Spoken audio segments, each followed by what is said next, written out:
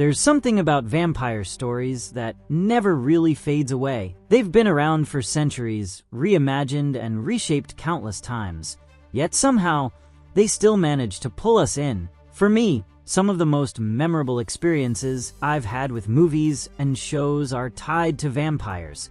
Not because they're scary creatures of the night, but because of the different tones, the atmosphere, and the way these stories can range from hilarious to haunting. In this video, I want to talk about the vampire movies and shows I enjoyed the most, ones that really stuck with me. And let's start with one of the most unique takes on vampires I've ever seen, What We Do in the Shadows from 2014. Now, this isn't your typical gothic, brooding vampire story. In fact, it's the complete opposite. It's a mockumentary that follows a group of vampires living together in New Zealand, and honestly, it's one of the funniest things I've ever watched. The humor is so dry, so awkward, but that's exactly what makes it brilliant. The way these ancient vampires struggle with everyday problems, like doing chores or trying to fit in with modern society, it's hilarious and, at the same time, oddly relatable. It completely flips the vampire genre on its head, and that's why I loved it. It's not just a must-watch for fans of vampires.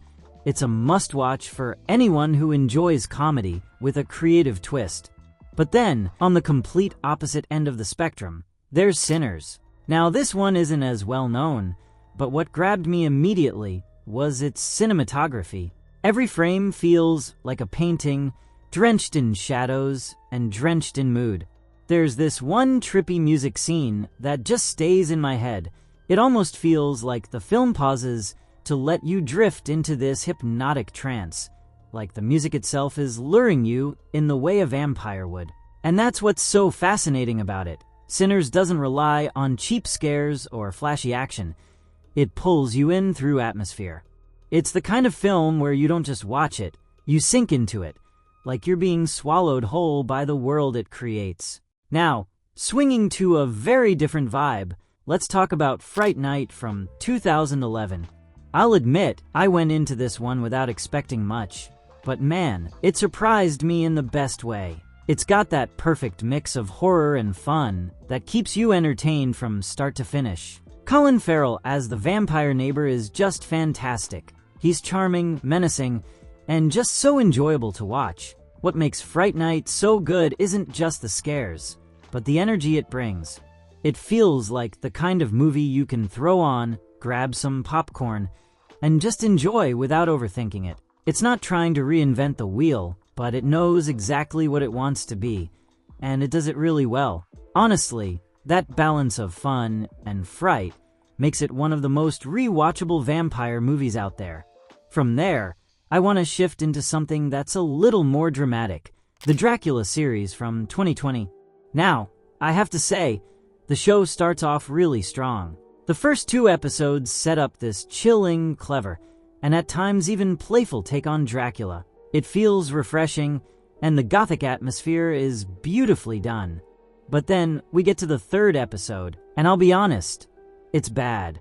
It's not just weaker compared to the first 2, it feels like a completely different show. Suddenly, we're taken out of that eerie gothic tone and dropped into a modern-day setting that just doesn't work. The writing loses its sharpness, Dracula doesn't feel nearly as threatening, and the entire mood that the series had built up gets lost. It's one of those moments where you're left scratching your head, wondering why they made that choice. The first 2 episodes are absolutely worth watching, but the 3rd feels like a misstep that drags the whole thing down.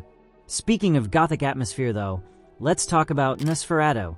This one feels like stepping back into the very roots of vampire cinema, but with a modern touch. One of the parts that really stood out to me was when the main character finally arrives at Dracula's castle. That entire sequence is just dripping with atmosphere. The towering halls, the shadows stretching across the walls, the sense of isolation and dread. You can feel the weight of history in that castle, and the way it's shot makes you almost feel like you're there. It's haunting, but also strangely beautiful. That's what I love about this film. It doesn't just rely on jump scares or cheap tricks. It leans into the unsettling, slow burn kind of horror that sticks with you long after the credits roll. And then, On the complete opposite side of the spectrum, we have The Vampire Diaries. Now, I know this show gets talked about a lot, and for good reason. It's ridiculously fun to watch. There's something so bingeable about it. You think you'll watch just one episode, and suddenly it's 3 a.m. and you're still glued to the screen. It's not just the drama or the romance. Though those play a big role, it's the way the show balances all of its twists and turns.